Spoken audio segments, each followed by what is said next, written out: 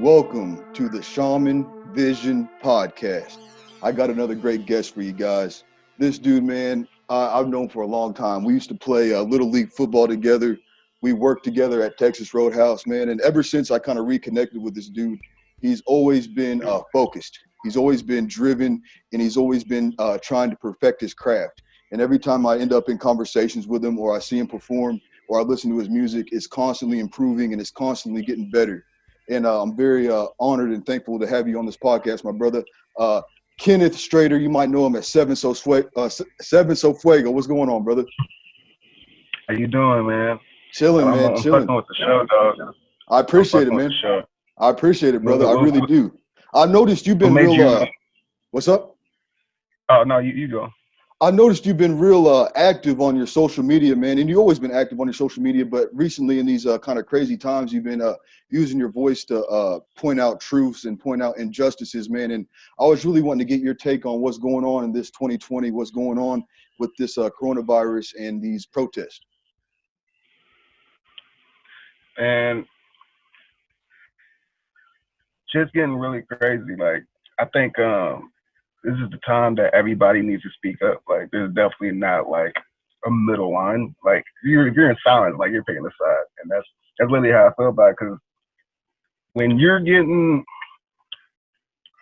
the protests shut down to where like nobody's able to protest, and then social media is so huge to where the people can see the protests just from social media, and then that changes like everything within the news, and they're actually talking about Black Lives Matter on the news, like, and Right. They're actually doing what they can with the laws and shit. Like, shit's actually slowly changing. We just gotta keep pushing it, and people are gonna they look over it like we're gonna be our kids gonna be doing this. So it's like it has to be done now.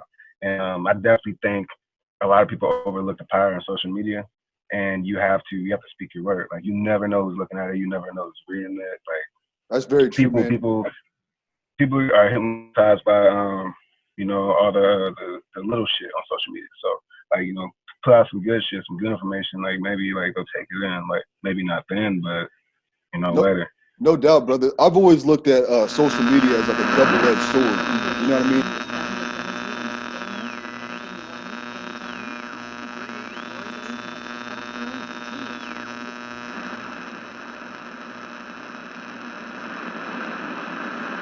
All right. So you were talking about the power of social media, and man, that's true. I kind of look at it as like a double-edged sword because it could be used to promote a lot of bullshit and just to cloud people's minds and kind of create some type of weird groupthink. But it could also empower people to get their opinions out there and their voices out there, man. I've had this weird conversation on a podcast I did a long time ago where I talked about like how interesting technology is and relevant in this time, and social media is kind of like it's like a technological collective consciousness because everybody gets to kind of share their ideas and everybody gets to connect. Like, you're in Kansas City, we're having this conversation. I have FaceTime conversations with my aunts and stuff in LA. It's cool how technology can bring us together. Yeah, 100%. Like, it's just it's the people who don't. It's like having a gun. Like, it could be good or bad, but you got to use it for good. Definitely. And a lot of people don't really know how to use it.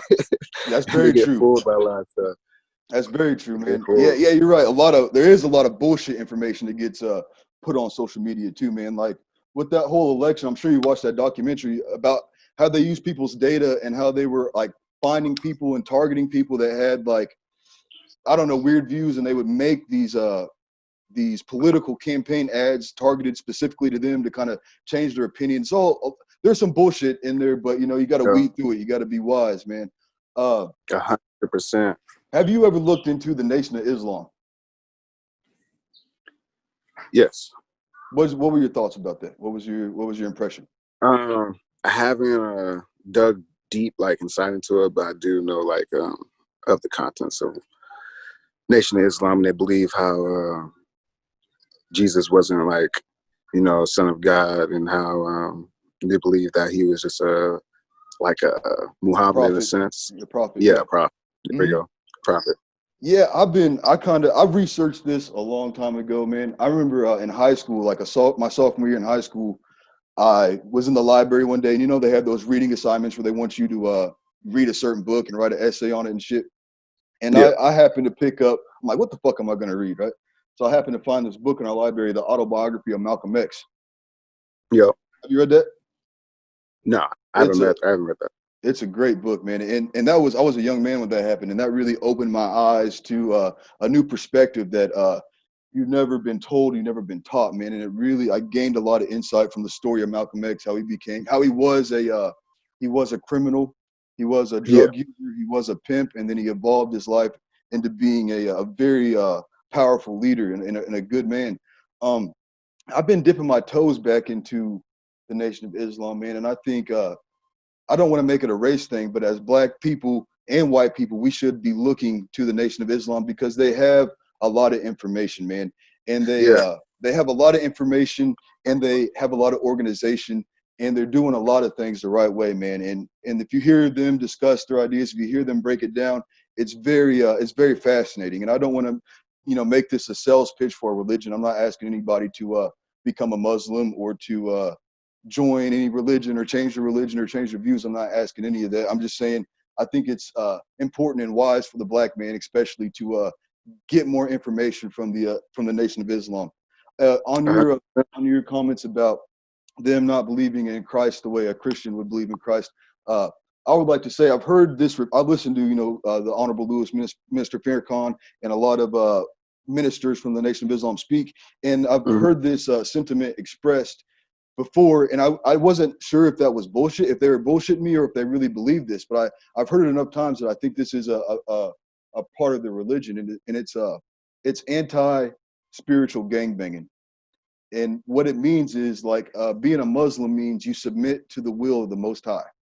You submit to the will of God. That's all that being Muslim means. It doesn't mean that Muhammad is in place of Christ. It doesn't mean it doesn't mean none of that. It means that you submit to the will of the Most High. Just got it. And they don't spiritual gangbang. I've heard these ministers speak about how they, a lot like me, they incorporate aspects of different religions, and they take the good from it and they take the knowledge from it and they incorporate it into what they're doing and it evolves their spiritual growth and their spiritual process.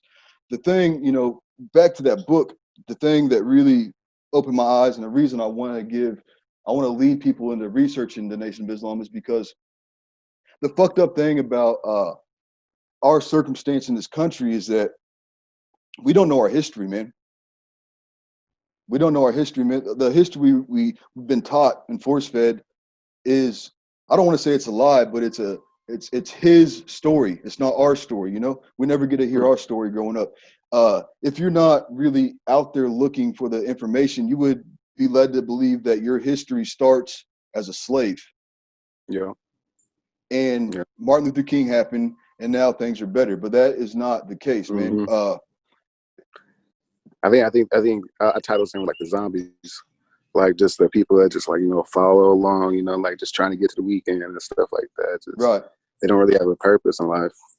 Yeah, man, and it's crazy because you wouldn't know that, like, they don't tell you this in school. They don't teach you that the original man and woman came from Africa. They don't tell you that in school.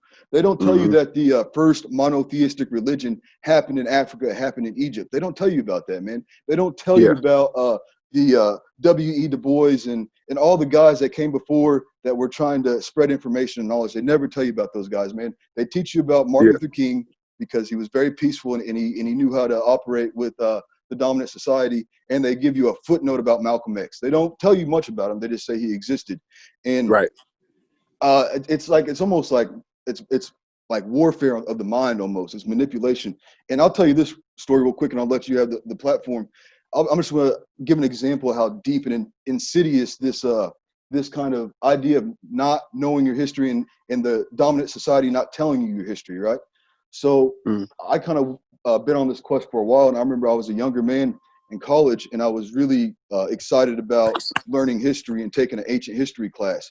And I've done some of my own research, so I was really excited for the class and really ready to engage. And so we get to the class, and it's like, okay. And we get to the part where we're supposed to be talking about Egyptians, and he has maybe 10 minutes on Egyptians and skips right over to the Greeks. And I'm like, wait. And I had to stop him. I was like, I was like, wait, that's all we're going to learn about Egypt? We're not, because all the other societies, we had 3-4 classes where we're breaking it down and we're discussing all the all the different figures and all the different things. But Yeah. Egypt is 10 minutes and it's right past it. And I had to stand up in class and I was like, why aren't we learning more about Egypt? Why was it just a footnote? Yeah. And he told me the craziest shit. And this is in a university. He told me the craziest shit. He told me that everybody already kind of knows about Egypt. And then he told me, and then he told me, and we don't really know how they made the pyramids. We don't really know what they were doing. So it's best just to skip it. And I was like, whoa. And I'm like, damn, that's fucking insidious. They will not teach you your history. And in order to move forward in a productive way, you got to know your history. If you can't think that your history is that of a slave and then have a productive future. You got to know that we come from kings and queens and spiritual, human beings that created life on this earth. And I don't want to make it a race thing, but that's just the truth, And just a footnote on that story is that same professor, right? I went into his office for something, class related or school related, to talk to him. And I noticed in his office, this guy that wouldn't teach his class, his ancient history class about Egypt, has a painting or a piece of artwork hanging in his office that is Egyptian hieroglyphs. So I thought it was interesting that he knew the knowledge and he understood the value of Egypt, but he wasn't willing to reflect that in his class to his students, He's a hoarder. Yeah, a hoarder of information. And not sharing it, man. It's an insidious thing, man. People really, I stress that. I stress that because I love this movement. You must have I love everything that's going on, and I stress that we need to get the understanding. One more thing, and I'm gonna let you talk your shit, man. One more thing I learned recently, and I thought it was great. Africa was not a white person named Africa. Before that, it had a different name, and I'm not gonna attempt to pronounce this name because I'll sound like a fool. But it's it starts with an A, and it actually, when you translate the words, when you break it down, it actually literally means the Garden of Eden. That's pretty dope. Look into it. Do your own research. Yeah, you know what I'm saying? But look into it. It's very interesting and it's very empowering, man. What do you think are the solutions? Because I've noticed, I don't want to be overly critical. I'm just trying to analyze things and I'm trying to figure out what's going on. I noticed on social media, it's really people point the finger at problems like white supremacy, the police brutality, the government fucking is fucked up, blah, blah, blah. They're pointing the fingers, but I'm not seeing a lot of solutions, man. What do you think is the solutions for the problems we're facing here in America? I don't think I have a solution, but I do think there's like certain things we need to implement to make society better. Like for a fact, like people gotta get over their egos, and we really gotta like have like accessible healthcare for people, free school, obviously, livable wage. Like because one, it's cool to work 7 days a week, 6 days a week, 5 days a week, but are we really supposed to be working that much? Right. Is life really supposed to be like that much? Like dude be like you gotta work for the things you want and stuff like that. Yeah, you do gotta work. Put your time into society, but that's a lot of fucking time. Like, it is, man. That's a lot of time. Some people don't get all of their credits due. Like I did think of something though, like a week ago. I was like, a month ago, I was like, what if we took every single person, because there's enough people in the world.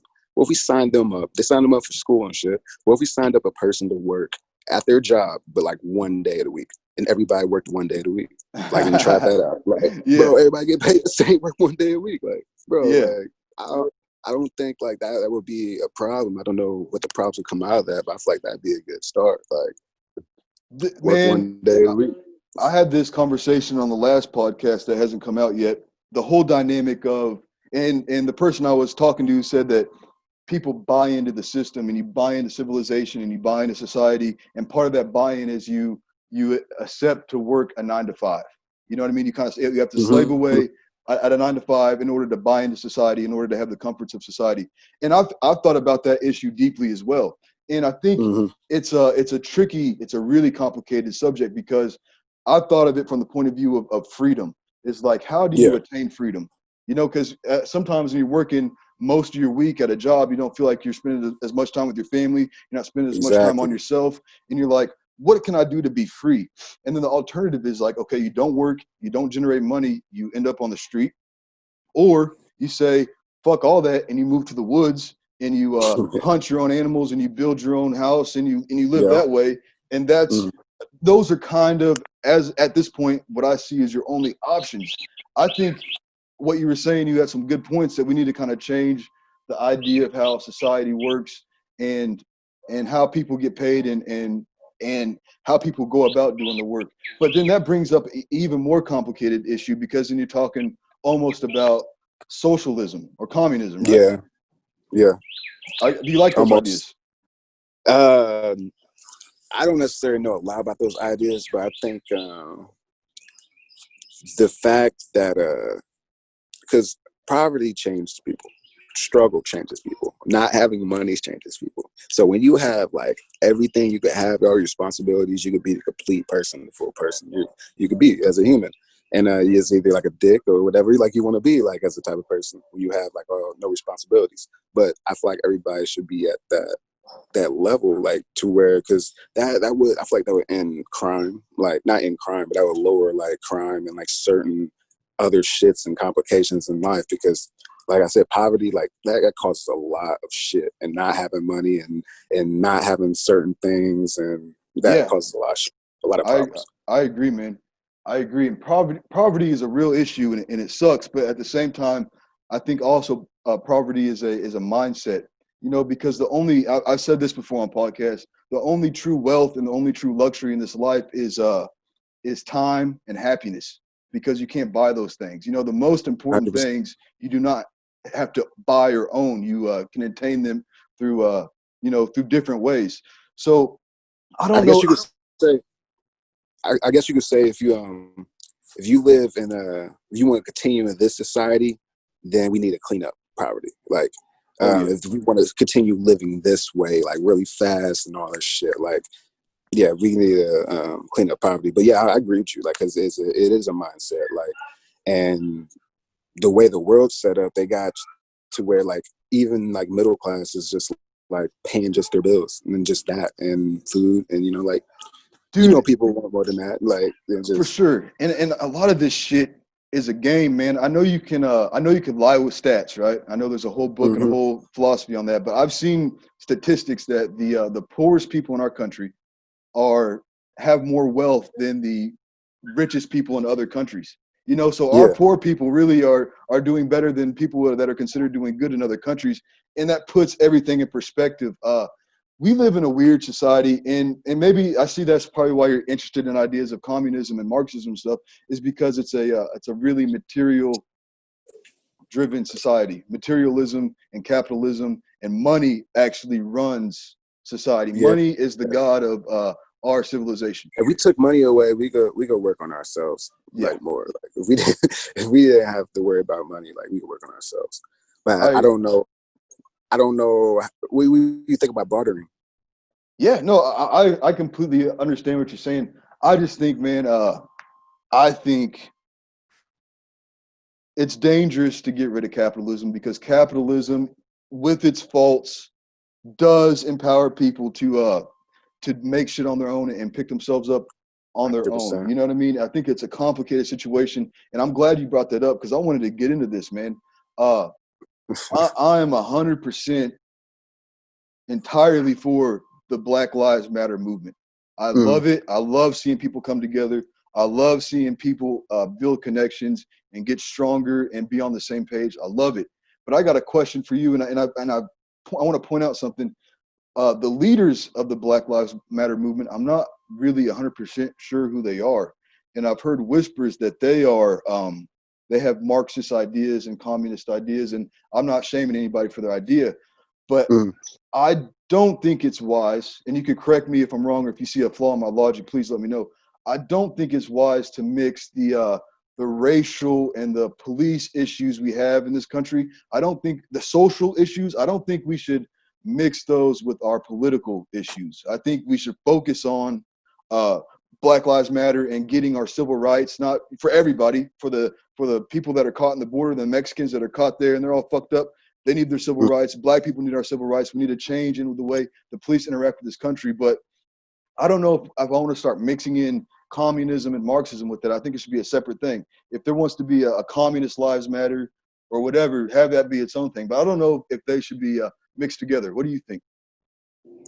Will you can you expound on like mixed together? Like you mean as in like for I think the movement, the Black Lives Matter movement, should be forwarding the progress that Martin Luther King and that Malcolm X were trying to get, was for people to get their basic civil rights. We still don't have our civil rights in this country when people are denied loans, people are denied jobs, people are getting murdered at 3 times the rate of the dominant society. That's not civil rights. We're still in 2020 fighting for our civil rights. That should be corrected. That should be adjusted 100%. Now, I don't know.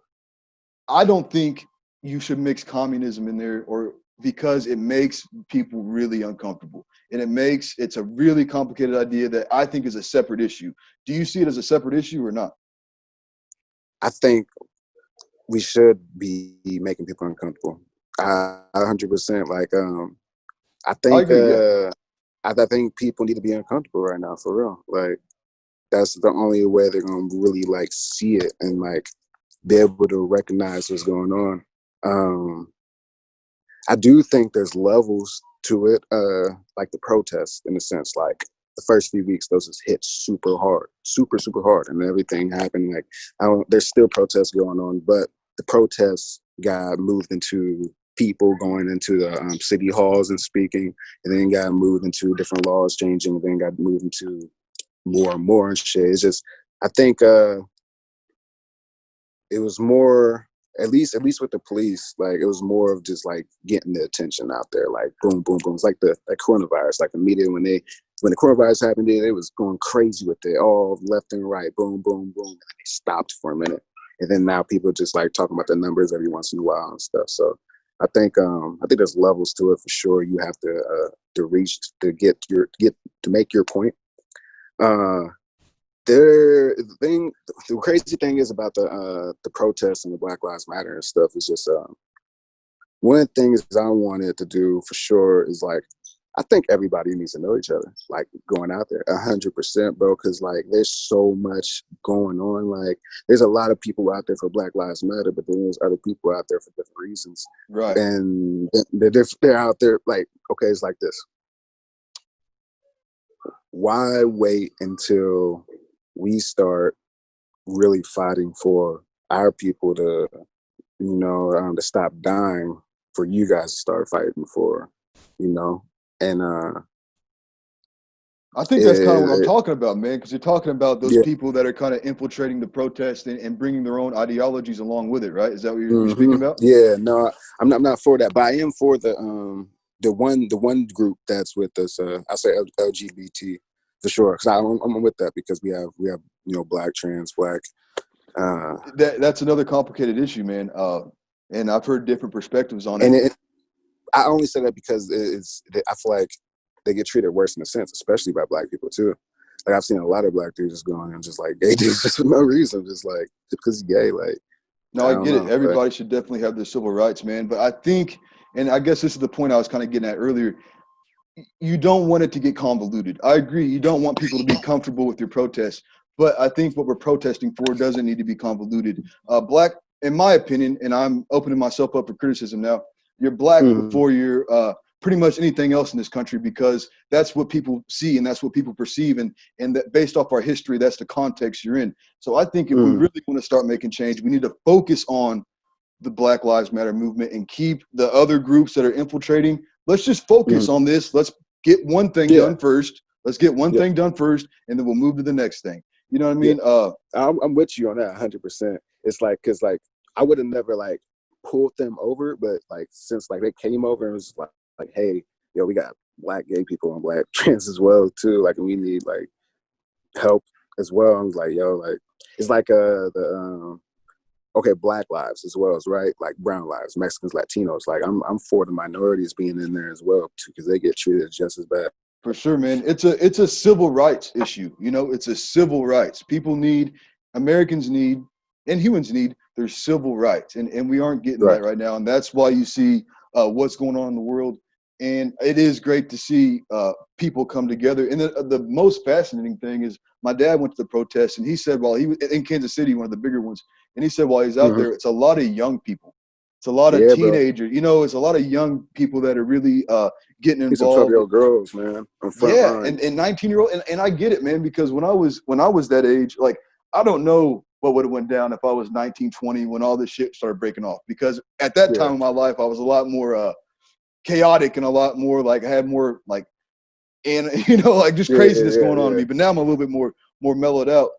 But it's great to see what's going on, man. What do you think the role is of artists at this time in this The revolution? role as an artist, I think one, not every artist is an activist, but I do think if you believe for the movement, like use your voice, 100%. Like you got a platform, use your voice. Like even if you don't got a platform, I think use your voice, bro. Because like everybody, somebody's paying attention, somebody's tuning in, and whatever you could say something that could really like hit somebody like on the nail.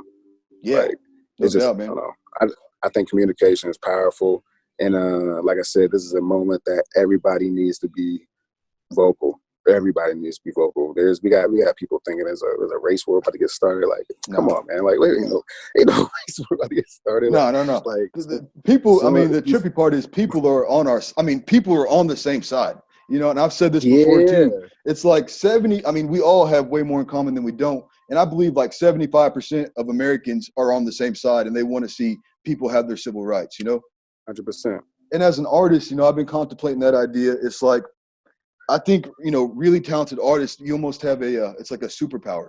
You have a talent, you have a gift, you have a power to use, and it's up to you what you're gonna do with it, man. And like, I don't want to be overly critical of anybody, and I don't want to bring down anybody. I'm just trying to lift people up and share my perspective. But you know, people that have a lot of influence, you know, no matter what kind of artist you are, I think it is important to use that power you have for good and to lift people up and to educate people, because you know, you see a lot what's going on in our society, and you look at our culture and you look at how history's interacted with our culture, and it's like they really love you. They really love you when you're dancing. They really love you when you're smiling and you're talking about doing drugs and you're talking about fucking bitches and you're talking about how much cash you got. They really love you. Yep. But you know, it's a little bit more dangerous when you start talking that real shit and when you start lifting That's people what makes up, man.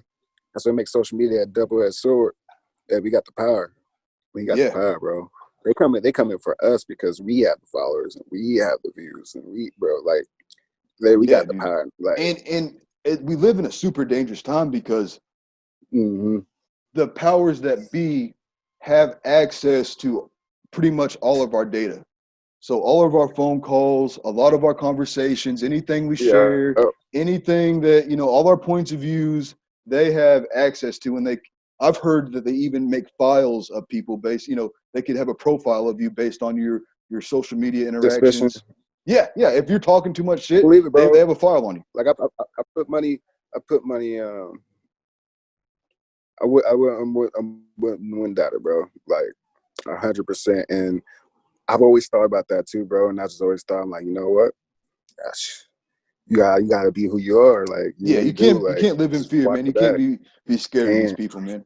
Because it's a spiritual. God's real. Yeah, 100%, brother. It's a spiritual battle we're facing, man. And as long as we 100%, and you only fear God. So as long as we come together, man, and we show love and we spread positivity, nothing can stop us, man. 100%. I gotta talk to you too. What's up? Later after the show, be off the record, but it's something pretty interesting, dog. Spiritual awakening. Bet, brother. I would love to talk about that. Tell me about your hashtag AOS. AOS, man. Like, okay, so like what it stands for, what it means. Okay, so AOS, Head of Society. Like, so you have people who just live their everyday life. You have people that, like, you know, just do what they do, whatever, party and shit. And you have people that keep looking for the next step. They see through the bullshit. They don't let shit stop them. They keep looking forward. They keep pushing. They understand the struggles. It's a mindset. It's a force to be reckoned with, and it's not a person. It's an energy. It's an aura. It's AOS, like a head of society. I compare it to the third eye. You know, like, you know, you open your third eye, like you really see shit. Like AOS, like a head of society. because you can't be stuck in society. You can't be falling behind. Like, you better be ahead of that motherfucker. You just gonna be mixed in with everybody else. You seen that that meme where it's like everybody's working, and it's just, and you see that little camera like flash the light on the little worker that runs out of the working line, and he's just like he's like running like towards like the side of the fence and about to hop it. No, I haven't seen that one. Oh yeah, that well, that's I have to send it to you. That's basically what AOS is. You not. Yeah, dude. When I seen I seen you follow. tweet that a lot, and I seen you tag, hashtag a lot of your posts with that, and I never really knew what it meant. And then I seen you break it down the other day. You actually broke it down, and I was like, damn, that's dope. And on my last podcast, we had this conversation about what shaman vision means. The Shaman Vision podcast is the exact same thing, bro. It's another term for the exact same thing you're talking about, that third eye vision, that shaman vision, that AOS, ahead of society, man. I think that is a very strong and positive message, and I'm 100% on board. Hashtag AOS. Yeah, real shit. Yeah. Hey, shaman vision. Yeah.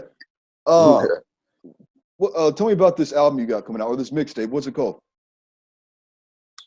Big Bad Wolf. Big Bad Wolf. What's the inspiration behind it? Lil Wayne, man. I like No Ceilings, man. Lil Wayne's my favorite rappers. Everybody's dropping like freestyles and stuff like that. So I want to just make a whole mixtape, and it's probably gonna be a prequel to some more Big Bad Wolves and shit. Just me rapping on tracks and shit. And it moves into the album. Okay, so it's kind of prequel, kind of leading you up into the album. Yeah, that's dope. Do you have any lyrics or content that's really relevant to what's going on, 2020? I talk about the protests. I talk about the police not really wanting and in a certain verse I said something that police don't fight, like they want to shoot instead, something like that. I can't remember.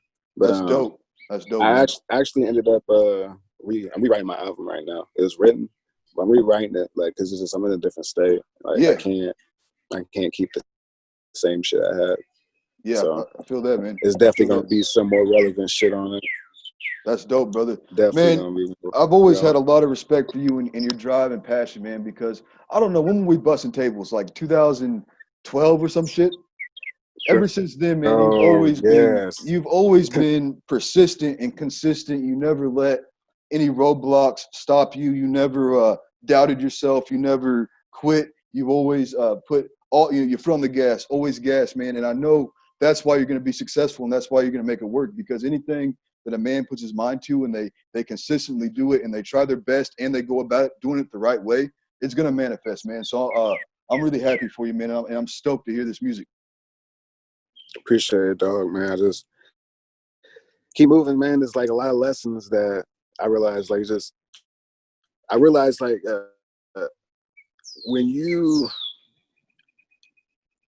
if you just settle, life is really, really gonna be super, super. Now you're gonna have complications, but it's gonna be a simple life. But when you keep reaching for something, keep going against the grain, and like you said, the spiritual warfare, there's entities that don't want you to reach certain heights. Oh yeah. And you're gonna have complications. You're gonna have some weird complications. Yeah. And I've been going through it for real. And it's brought me closer to my family for real. Well, that's good, man. Family is definitely key. Keeping your family close is definitely key, because my dad told me this a long time ago, man, and it really rings true. It's like when you walk out your house, no one loves you. You know what I mean? People smile, and you got friends, and you got people that fuck with you and shit. But when you go out in that world and you're around these people, they don't love you. You know what I mean? The people that really love you, and the people that really got your back, and the people that are going to be there with you, through better and through worse, through any situation, is your family, man. So you definitely got to prop them up, and you definitely got to keep them close. That's real. Hell yeah, man. Hell yeah, man. I'm super, I'm not going to take up too much of your time. I know you got a lot of shit going on, bro. Very happy to have you on the podcast, man. I'm very happy for you to share your perspective. How can people find your music? How can people find you?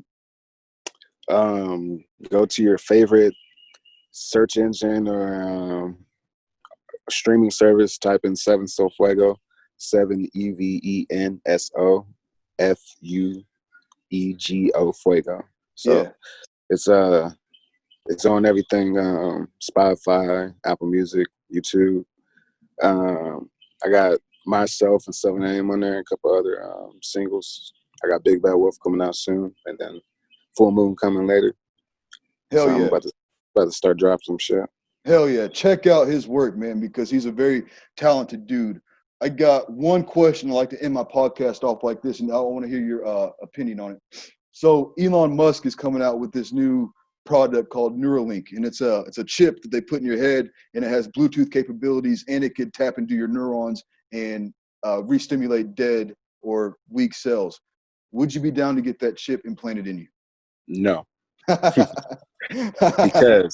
because you know as well as you're spiritual being, we are healing. We have powers. We can heal ourselves. And I'm not with that. Like, this food that we eat and all this stuff we drink, and like shit's all just damaging us. Like this is damaging us. So it's like 100% you got to take care of yourself. Like, I'm definitely not with that. I'm not with anything that like technology that like has to tap into my body, unless it was like an implant or some sense, like an arm or some shit. I'll take a robotic arm. I'll take a robotic arm. Yeah, word. It's crazy, man. Our relationship with technology is crazy because like people have like heart pacemakers. They have technology that keep their hearts pumping. You know what I mean? So, and people have what I don't know what they're called, but when they lose the arm, they got some weird cool shit that makes it work. And on our phones, man, we are so close to our phones that they pretty much should just be inside of us by now, and that's where it's going. And I think it's very dangerous, man. I think the Bible talks about that, but people can come to that conclusion by themselves. Thanks a lot, man. I appreciate 7evenSoFuego coming on the podcast and talking this shit, man, and doing this thing, man. Take it easy, brother. I appreciate you having me, G. Yeah. Take it easy, brother.